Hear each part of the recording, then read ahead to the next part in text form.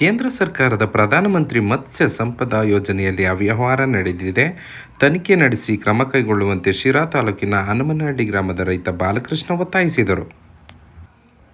2021-22ನೇ ಸಾಲಿನ ಪ್ರಧಾನಮಂತ್ರಿ ಮತ್ಸ್ಯ ಸಂಪದ ಯೋಜನೆಯಲ್ಲಿ ಶಿರಾ ತಾಲೂಕಿಗೆ 25 ಜನ ರೈತರನ್ನು ಆಯ್ಕೆ ಮಾಡಿ ತಲಾ 30 ಲಕ್ಷ ರೂಪಾಯಿ ವೆಚ್ಚದ ಮೀನು ಸಾಕಾಣಿಕೆ ಘಟಕ ನೀಡಲಾಗಿತ್ತು. ಈ ಘಟಕ ಸ್ಥಾಪನೆ ಸಂದರ್ಭದಲ್ಲಿ ನೆಪ ಮಾತ್ರಕ್ಕೆ ರೈತರ ಖಾತೆಗೆ ಹಣ ಹಾಕಿ ಮುಂಗಡವಾಗಿಯೇ ಚೆಕ್ ಪಡೆದು ಗುತ್ತಿಗೆದಾರರು ಪ್ರತಿ ಘಟಕದ 30 ಲಕ್ಷ ರೂಪಾಯಿ ಹಣ ಪಡೆದಿದ್ದಾರೆ.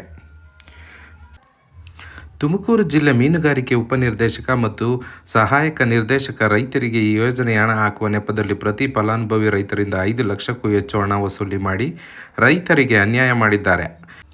2021-22ನೇ ಸಾಲಿನಲ್ಲಿ ಕೇವಲ ಯೋಜನೆಯ ಹಣ ಪಡೆಯಲು ನೆಪ ಮಾತ್ರಕ್ಕೆ ಸ್ಥಾಪನೆಯಾದ ಮೀನು ಸಾಕಾಣಿಕೆ ಘಟಕ ಇಂದು ಕಾಣೆಯಾಗಿವೆ. ಇದಕ್ಕೆ ಅಧಿಕಾರಿಗಳೇ ಕಾರಣ ಎಂದು ಆರೋಪಿಸಿದ್ದಾರೆ.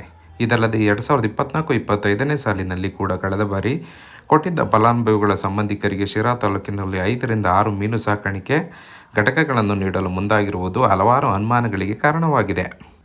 2021-22ನೇ ಸಾಲಿನಲ್ಲಿ ಮಂಜೂರಾಗಿದ್ದ ಘಟಕಗಳ ಹಳೆ ಪೈಪ್ ಮತ್ತು ಮ್ಯಾಟ್ಗಳನ್ನು ನೂತನ ಘಟಕ ಸ್ಥಾಪನೆಗೆ ಬಳಸಿ ಅಧಿಕಾರಿಗಳು ಹಣ ದುರುಪಯೋಗ ಮಾಡಿಕೊಳ್ಳುತ್ತಿದ್ದಾರೆ ಎಂದು ಆರೋಪಿಸಿದ ರೈತ ಬಾಲಕೃಷ್ಣ, ಜಿಲ್ಲಾಧಿಕಾರಿಗಳು ಸಮಗ್ರ ತನಿಖೆ ನಡೆಸಿ ಕೇಂದ್ರ ಸರ್ಕಾರದ ಮಹತ್ವಾಕಾಂಕ್ಷೆ ಪ್ರಧಾನಮಂತ್ರಿ ಮತ್ಸ್ಯ ಸಂಪದ ಯೋಜನೆಯ ದುರುಪಯೋಗ ತಡೆಯುವಂತೆ ಒತ್ತಾಯಿಸಿದ್ದಾರೆ. ಜಿಲ್ಲಾಧಿಕಾರಿಗಳಿಗೆ ನನ್ನ ಹೆಸರು ಬಾಲಕೃಷ್ಣ ಅಂತ, ಶಿರಾ ತಾಲೂಕಿನವರು. ಕಳೆದ 21-22ನೇ ಸಾಲಿನಲ್ಲಿ ಮೀನುಗಾರಿಕೆ ಮತ್ಸ್ಯ ಯೋಜನೆ ಕೇಂದ್ರ ಸರ್ಕಾರದ ಒಂದು RAS ಅಂತ ಘಟಕ ಒಂದು ಇದು ಮಾಡಿದ್ವಿ. ಅದರ ಪ್ರಯುಕ್ತ ಕಳೆದ 21-22ನೇ ಸಾಲಿನಲ್ಲಿ ಒಂದು ಘಟಕಕ್ಕೆ 30 ಲಕ್ಷದಂತೆ, ಕಳೆದ 21-22ನೇ ಸಾಲಿನಲ್ಲಿ 30 ಲಕ್ಷದಂತೆ 25 ರೈತರಿಗೆ ಇಡೀ ತಾಲೂಕಲ್ಲಿ ಕೊಟ್ಟಿದ್ದು. ಇಡೀ ಡಿಸ್ಟಿಕ್ಕಿಂದು ಬೇಡ, ಇಡೀ ತಾಲೂಕಿಂದು. ಡಿಸ್ಟಿಕ್ಕಿಂದು ಹೋದರೆ 22 ಕೋಟಿ ಆಯಿತು ಮೇಡಮ್. ಅದೇ 22 ಕೋಟಿ ಆಯಿತು. ಅದರಲ್ಲಿ ನಮ್ಮ ತಾಲೂಕಲ್ಲಿ, ಇಡೀ ಶಿರಾ ತಾಲೂಕಲ್ಲಿ ನಾನು ಮನವಿ ಮಾಡ್ಕೊಳ್ಳೋದು ನಿಮ್ಮನ್ನು, 25 ಕಳೆದ ಬಾರಿ 21-22ನೇ ಸಾಲಿನಲ್ಲಿ 25 RAS ಘಟಕಗಳನ್ನು ಕೊಟ್ಟಿದ್ದು. ಆದರೆ ಅದು ಯಾವುದೇ ರೀತಿ ಇವತ್ತು ರನ್ನಿಂಗ್ ಇಲ್ಲ, ಯಾವುದೋ ಒಂದೇ ಒಂದಿಲ್ಲ. ಅದು ಅದನ್ನು ರೈತರು ಅದನ್ನು ಮುಂದುವರ್ಸ್ಕೊಂಡು ಹೋಗೋದು. ಆದರೆ ಅದಕ್ಕೆ ಒಂದು ಘಟಕಕ್ಕೆ 30 ಲಕ್ಷದಂತೆ ಸಬ್ಸಿಡಿ ಬಂದಿತ್ತು. ಆ ಹಣವನ್ನು ಅಧಿಕಾರಿಗಳು, ಮಧ್ಯವರ್ತಿಗಳು ಎಲ್ಲ ಅದಕ್ಕೆ ಯಾವುದೇ ಕಾರಣಕ್ಕೂ ರೈತನಿಗೆ ಸಿಗಲಿಲ್ಲ. ಒಂದೊಂದು ಘಟಕಕ್ಕೆ 5ರಿಂದ 6 ಲಕ್ಷ ರೂಪಾಯಿ ದುಡ್ಡು, ಒಂದು ಘಟಕಕ್ಕೆ 5ರಿಂದ 6 ಲಕ್ಷ ರೂಪಾಯಿ ದುಡ್ಡು ಅಧಿಕಾರಿಗಳು ಸುಲಿಗೆ ಮಾಡಿದರು. ಆದ ಕಾರಣ ಯಾವುದೇ ರೀತಿ ರೈತನಿಗೆ ನೆಕ್ಸ್ಟ್ ಅದು ಏನು ಮೀನು ಬೆಳೆಯೋದಕ್ಕೆ ಅವನಿಗೆ ಒಂದು ತರಬೇತಿನೂ ಕೊಡಲಿಲ್ಲ. ಅದು ಹೆಂಗೆ ಮಾಡಬೇಕಂತನೂ ಮಾಹಿತಿನೂ ಇಲ್ಲ.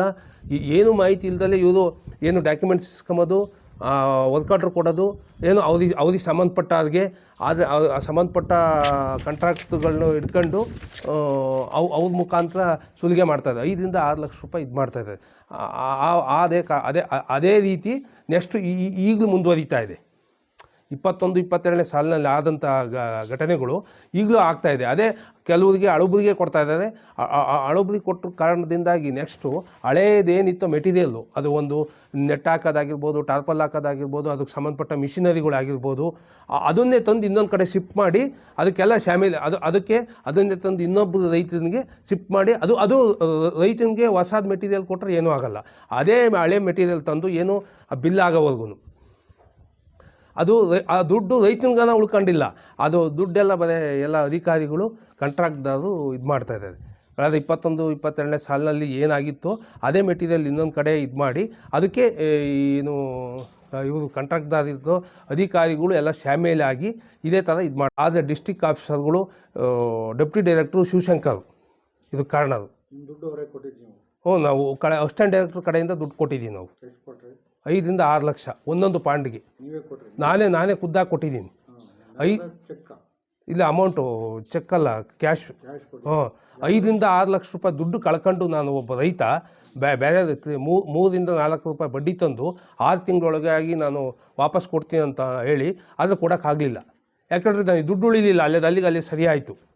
ಅದಕ್ಕೆ ಕಾರಣ ಎಲ್ಲ ಕಳೆದ ಏನು ಅಧಿಕಾರಿಗಳು, ಏನು ADF ಆಗಿರ್ಬೋದು, ಡೆಪ್ಯೂಟಿ ಡೈರೆಕ್ಟರ್ ಶಿವಶಂಕರ್ ಆಗಿರ್ಬೋದು, ಇದಕ್ಕೆ ನೀವು ಇದನ್ನು ಪರಿಶೀಲನೆ ಮಾಡಿ ಇದಕ್ಕೆ ರೈತನಿಗೆ ನ್ಯಾಯ ಒದಗಿಸ್ಕೊಡ್ಬೇಕಂತ ನಾನು ಮನವಿ ಮಾಡ್ತೀನಿ. ರೈತನಿಗೆ ದುಡ್ಡು ಸಿಗಲಿ, 5ರಿಂದ 10 ಅಲ್ಲ 20 ಲಕ್ಷ ದುಡ್ಡು ಉಳಿಲಿ, ಅದು ಮಧ್ಯವರ್ತಿಗಳು ಅಧಿಕಾರಿಗಳು ದುಡ್ಡು ತಿಂತಾ ಇದ್ದಾರೆ. ಇದಕ್ಕೆ ನಾವು ನಿಮ್ಮನ್ನು ಜಿಲ್ಲಾಧಿಕಾರಿಗಳಿಗೆ ಮನವಿ ಮಾಡ್ಕೊಳೋದಂದ್ರೆ ಇಷ್ಟೇ, ಇದು ಮುಂದೆ ಆಗಬಾರ್ದು. ಆದ ಕಾರಣದಿಂದ ನಾನು ನಿಮಗೆ ಮನವಿ ಮಾಡ್ಕೊಳ್ತೀನಿ, ದಯವಿಟ್ಟು ನಿಮ್ಮನ್ನು ಕೈ ಮುಗಿದು ಕೇಳ್ಕೊಳ್ತಾ ಇದ್ದೀನಿ, ಇದು ಆಗ್ದಂಗೆ ನೋಡ್ಕೊಳ್ಳಿ. ಇದನ್ನು ದಿಕ್ಕು ತಪ್ಪಿಸ್ತಾ ಇದ್ದಾರೆ. ಏನು ನಿಮ್ಮನ್ನು ನೀವು ಒಂದು ತಂಡ ಮಾಡಿದ್ದೀರಾ, ಏನು ಜಿಲ್ಲಾಧಿಕಾರಿಗಳು ಒಂದು ತಂಡ ಮಾಡಿದ್ದಾರೆ. ಅವರು ಆ ಸಂಬಂಧಪಟ್ಟ ಇಲಾಖೆ ಮಾತ್ರ ಗೊತ್ತಿರುತ್ತೆ, ಆದರೆ ಅದನ್ನು ದಿಕ್ಕು ತಪ್ಪಿಸ್ತಾ ಇದ್ದಾರೆ. ಯಾರು ಡೆಪ್ಯೂಟಿ ಡೈರೆಕ್ಟ್ರು ಶಿವಶಂಕರ್ ಅಂತ. ಅದು ಮಾಹಿತಿ ನಿಮಗಿಲ್ಲ ಮೇಡಮ್. ಅದು ದಯವಿಟ್ಟು ಇದನ್ನು ಪರಿಶೀಲನೆ ಮಾಡಿ ರೈತನಿಗೆ ಅನುಕೂಲ ಆಗೋ ರೀತಿ ಮಾಡಿಕೊಡಿ ಅಂತ ನಾವು ನಿಮ್ಮನ್ನು ಕೈ ಮುಟ್ಟು ಕೇಳ್ಕೊಳ್ತಾ ಇದ್ದೀನಿ.